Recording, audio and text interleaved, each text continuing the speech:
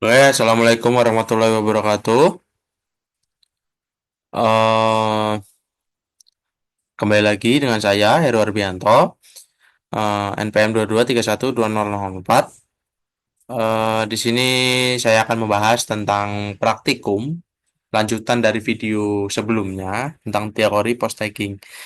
Nah, kita di sini akan membahas tentang pemrosesan bahasa alami menggunakan analitika di Python, eh, menggunakan ini Google Colab. Ini mencakup tokenisasi, stemming, penghapusan stop word, analisis teks, post tagging, hingga pembuatan post tagger custom. Nah, kita juga akan melihat visualisasi confunction matrix. Nah, saya akan menjelaskan kodenya, hasilnya, dan analisisnya. Yuk, langsung saja yang pertama kita import. Nah, di bagian ini kita mengimport pustaka-pustaka yang diperlukan seperti pustaka NLTK, digunakan untuk pemrosesan bahasa alami seperti tokenisasi, stemming, dan post tagging. Kita juga mengimpor NumPy. NumPy ini untuk operasi numerik, sklearn untuk machine learning, dan matplotlib untuk visualisasi. Nah, baris yang ini pip install svglink ini membantu memvisualisasi struktur pohon dalam NLP. Hasilnya kita melihat output bahwa eh, di sini berhasil diinstal. Oke. Setelah itu, setelah kita import semuanya dan kita install, kita download lagi nih. Download apa namanya? eh Dataset. Download dataset yang dibutuhkan seperti model pre-trainer dari NLTK seperti Twitter sample untuk data Twitter, nah stop word untuk kata-kata umum, Gutenberg untuk teks literatur, Brown untuk korpus berita, dan berbagai model untuk tokenisasi post tagging dan name entity recognizer atau NIR output menunjukkan bahwa sebagian besar dataset ini udah saya download tadi. Nah, kecuali Maxen the Nars Cangker Tab yang diunduh dan dianjib nih barusan. Oke. Nah, langsung saja ke tokenisasi. Nah, yang awal ini kita ada tokenisasi menggunakan NLTK. Nah, bagian ini menjelaskan tokenisasi. Nah, yaitu proses memecah kata menjadi unit-unit kecil token. Nah, kita ini menggunakan dataset Twitter samples. Nah, ini dan memilih file tweets 2025 2015 maaf 0430.zone ini. Lalu kode menampilkan ID file 5 tweet pertama dan kemudian melakukan tokenisasi pada tweet kelima menggunakan tiga metode word tokenize berbasis kata, word punch tokenize memisahkan tanda baca, dan regex XP tokenize dengan dua pola regex satu untuk kata. Nah, hasilnya ini seperti ini. Oke. Nah, tokenize dan word punch tokenize ini menghasilkan token yang mirip ya. Tetapi word punch tokenize ini lebih agresif dan memisahkan tanda baca. Nah, regex XP tokenize ini dengan satu pola hanya mengembalikan kata tanda baca. Hmm. Tanda baca, sedangkan dua pola ini menyertakan tanda baca spesifik titik dua. Nah, pilihan metode teknologi ini bergantung pada kebutuhan analisis kita. Misalnya untuk analisis kata, pola satu lebih cocok dan untuk analisis struktur kalimat pola 2 lebih cocok. Nah, gitu. Ini tergantung perspektif kitanya ya. Tergantung kitanya. Mau kebutuhannya gimana? Berikutnya em, lanjut ke stemming. Eh, belum stemming ya? Ini apa nih? Tokenisasi tweet kelima. Oh, ini contoh tokenisasinya. Nah, tergantung kitanya gimana. Nah, begitu kita langsung lanjut ke stemming. Nah, ini. Stemming adalah proses pengubahan kata ke bentuk dasarnya dengan penghapusan akhiran. kita menggunakan dua stemmer, port stemmer dan snowball stemmer. Kode ini menguji stemming pada tiga kata, komputer dan docs tradisional. Oke? Hmm. Oke. Nah, hasilnya ini seperti ini. Nah, kedua stemmer ini menghasilkan output yang sama untuk kata-kata ini. Ya, sama, tidak beda sama sekali. Nah, hasil ini menunjukkan bahwa kedua stemmer ini efektif untuk kata-kata sederhana. Tetapi snowball ini biasanya lebih canggih untuk kasus yang lebih kompleks. Oke, habis kita kan ini tadi stemming untuk kata-kata ini, hanya tiga kata ini.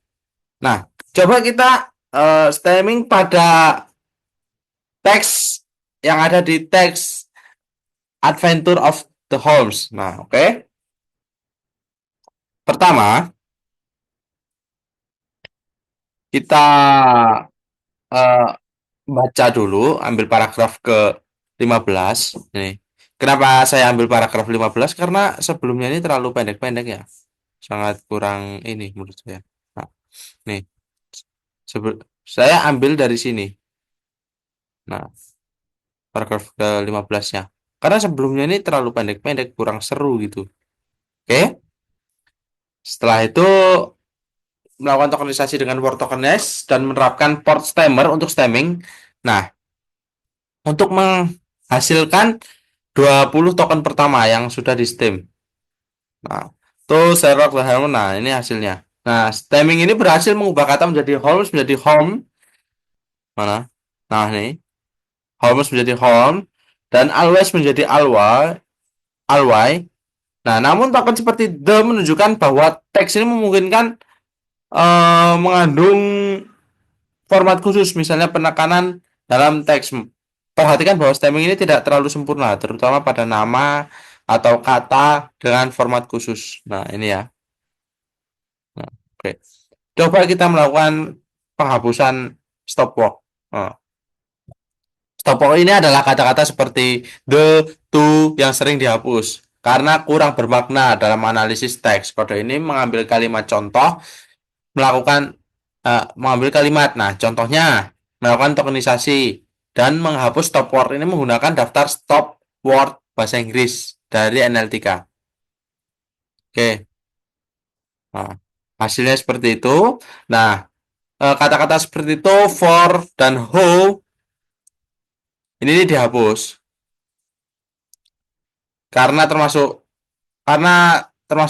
stop word ini hasilnya adalah daftar token yang lebih fokus pada kata-kata bermakna. Proses ini berguna untuk mengurangi kebisingan dalam analisis teks. Nah, berikutnya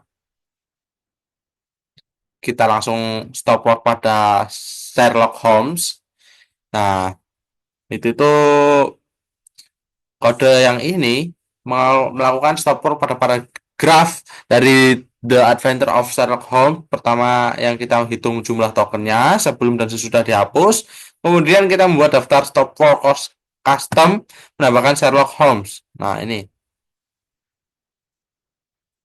Nah, oke.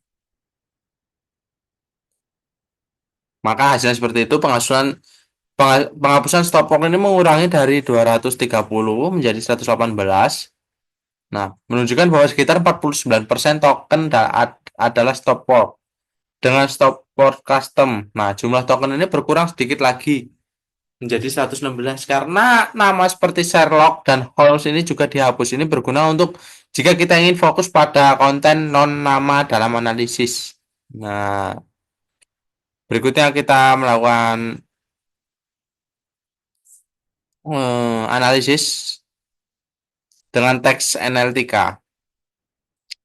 Nah, bagian ini mana tadi? Bagian ini kita menganalisis tag dari file firefox.txt dalam korpus web text. Nah, kita ini menghitung jumlah kalimat, jumlah kata, ukuran kosakata, kata unik. Selain itu kita menggunakan fragdis untuk menemukan 30 kata teratas, baik dengan semua kata maupun setelah menghapus stop word dan kata dengan panjang lebih dari kurang dari sama dengan 3 karakter. Nah, Hasilnya seperti ini. File teks ini memiliki 1144 kalimat dengan dan 102.457 kata dengan 8.296 kata. Unik menunjukkan variasi kosakata yang cukup besar. Nah, kata teratas sebelum pembersihan ini eh apa? Didominasi oleh stop work seperti the and to dan to. Nah, setelah pembersihan kata-kata seperti pack dan Firefox muncul lebih relevan dengan konteks teks kemungkinan dokumentasi browser Firefox. Penghapusan stop work ini dan kata pendek meningkatkan relevansi analisis frekuensi kata.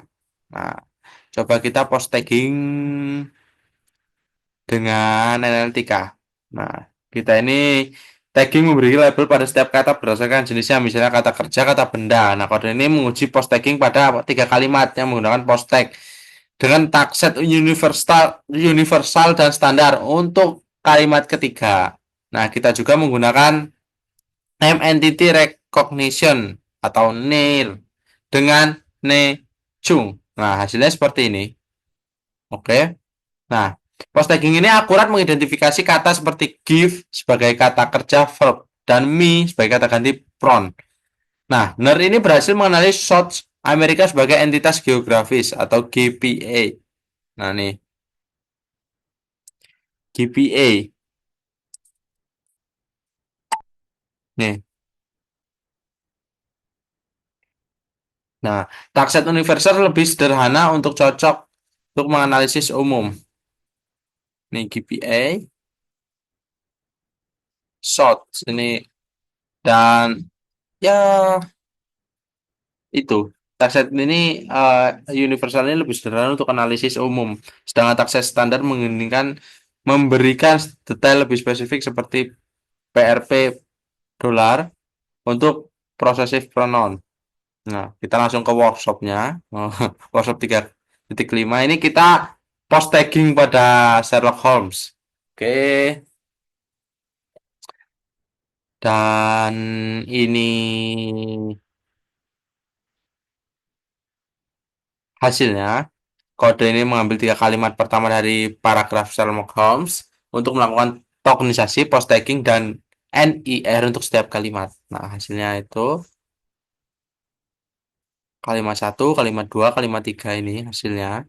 Oke, post tagging ini mengidentifikasi Sherlock Holmes sebagai proper noun, NNP. Nah, NIR ini eh, mengenali Sherlock Holmes sebagai bagian dari organisasi. Meskipun seharusnya sebagai nama orang, ini menunjukkan keterbatasan model NIR. Dalam konteks tertentu. Hasilnya ini berguna untuk analisis struktur kalimat teks sastra. Berikutnya kita coba membuat post tagger sendiri. Nah, ini. Jadi kode ini membuat post tagger custom menggunakan random forest classifier fungsi UVA U features mengekstrak fitur dari setiap kata seperti kata itu sendiri, prefix, suffix, apakah huruf kapital dan posisi dalam kalimat. Kita menggunakan corpus Brown dengan 1.000 kalimat. Nah, untuk melatih modelnya. Oke. Mengubah fitur menjadi vektor dan di vectorizer lalu melatih dan menguji model. Akhirnya kita akan menguji tagger pada kalimat baru. Nah, ini ya.